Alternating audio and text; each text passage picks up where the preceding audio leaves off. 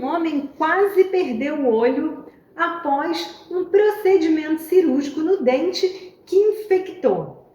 Essa semana várias pessoas me marcaram nessa reportagem e achando estranho, assim, infecção do dente, quase perdeu o olho, o que foi isso? Mostram as fotos. Na verdade era um homem que estava lá na Grã-Bretanha, fez esse procedimento para extração de dente, que é super comum, a gente faz isso no consultório do dentista, e um tempo depois mostra a foto assim, quase o olho saindo para fora, aqui ó, cheio de pus.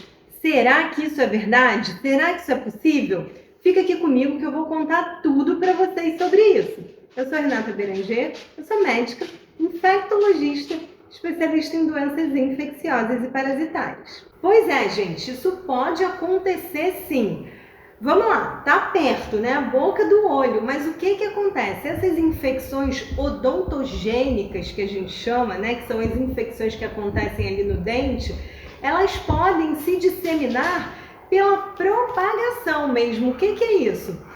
Vamos lá, ele tirou um dente, a gente não sabe exatamente o que aconteceu, mas abriu uma porta de entrada e a nossa boca é cheia de bactéria. Tem muita bactéria ali. E aí, por isso que quando a gente opera a boca, a gente chama de uma cirurgia potencialmente contaminada, porque a gente não consegue esterilizar.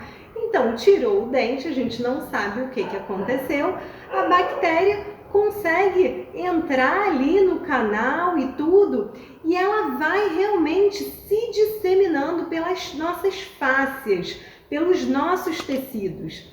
E aí vai pegando ali a gengiva, que parece que foi o que aconteceu, e pode ir ascendendo, pode chegar lá no olho sim. E se não for rapidamente resolvido, pode perder o olho, pode infectar o osso, pode até levar um abscesso cerebral, pode dar infecção generalizada e a pessoa pode morrer sim. Então é um procedimento simples? Com certeza é. Mas se a gente não tiver todos os cuidados, justamente por ser uma cirurgia potencialmente infectada, isso pode levar o paciente a uma condição muito grave. E outra coisa, se o médico ou o cirurgião dentista não estiver ali apto a fazer esse diagnóstico, isso pode até agravar a situação, porque às vezes, assim, para chegar até o olho demora, mas às vezes a gente tem locais de infecção que a pessoa tem que fazer até aquela traqueostomia, uma porta de entrada aqui na garganta para poder respirar,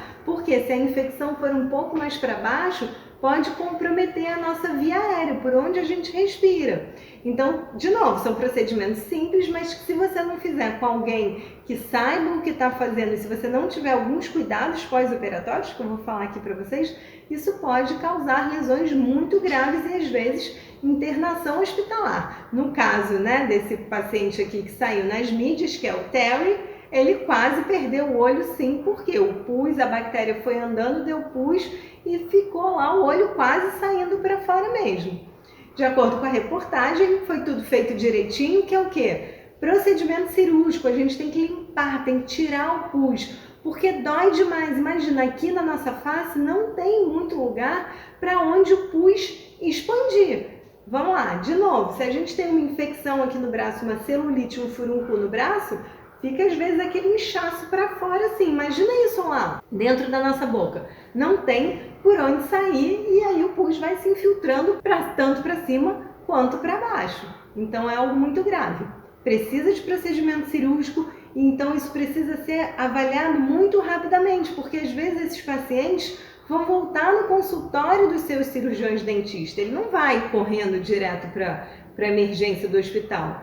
Porque às vezes o paciente nem sabe que está tão grave assim, vai primeiro e às vezes tem um leve abaulamento, que é um leve inchaço assim no rosto, está um pouquinho com sinais inflamatórios, que é aquela vermelhidão, está quente. E se a gente não aborda isso e não começa antibiótico, pode levar a uma infecção mais grave. Então aqui, ó, eu sempre faço, né? Cuidado com o antibiótico, vamos ver se é infecção mesmo, se não é, calma. Essa é uma situação que o antibiótico tem que ser começado precocemente. Pensou que é uma infecção no dente, com acompanhamento, tá, gente? O antibiótico tem que ser e deve ser iniciado. Existem algumas condições que podem aumentar o risco de infecção. São aquelas básicas que a gente já sabe quando a nossa imunidade está bem baixa.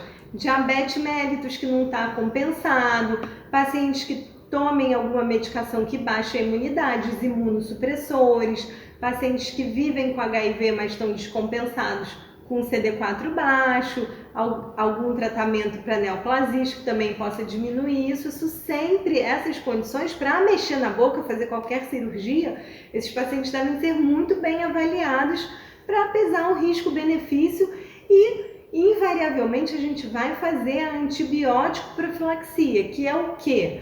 Antes da incisão, antes de mexer no dente, a gente começa o antibiótico para tentar diminuir aquela população ali de bactéria na hora das incisões cirúrgicas. Acrescentando aqui mais um pouquinho do que a gente deve fazer para não estar sujeito a essas infecções, a gente tem os cuidados pré-cirúrgicos, durante a cirurgia e pós-cirurgia. O pré, eu já até falei um pouco, que às vezes está indicado o uso de antibióticos profiláticos, que é um pouquinho antes da cirurgia, não uma semana antes da cirurgia, tá, gente?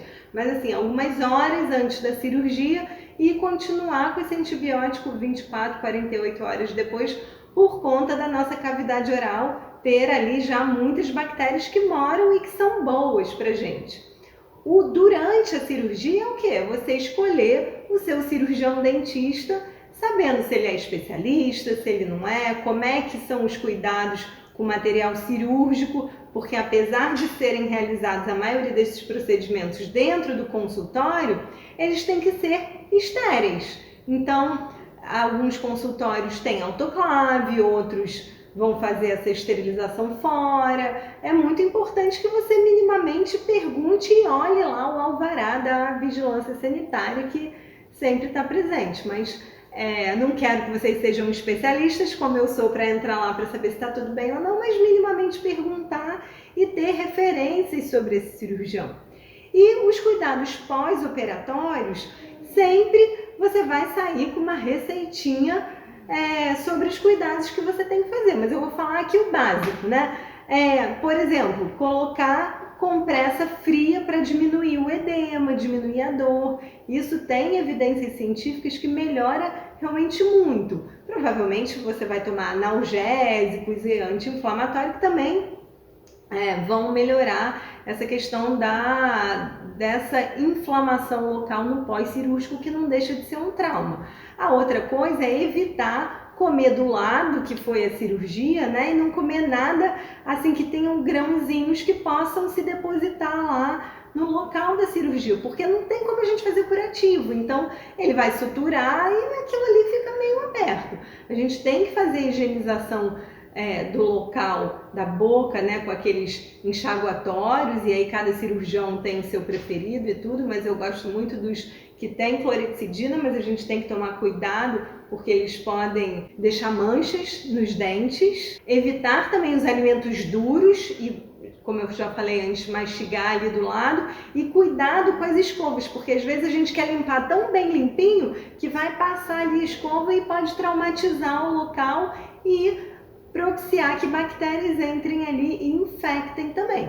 Então, dente é coisa séria, a gente sabe que as infecções podem acontecer e podem ser desde leves a muito graves, e escolha o seu cirurgião com carinho. Escreve aqui para mim, quero um dentista, se você quiser que eu traga um profissional da odonto para conversar mais sobre essas infecções pós-cirúrgicas ou infecção no dente, que às vezes pode ser algum traumatismo, alguma coisa, para dar orientação de como que a gente faz para ter esses cuidados na visão não só de uma infectologista, mas também de um profissional da odonto. Obrigada e até a próxima!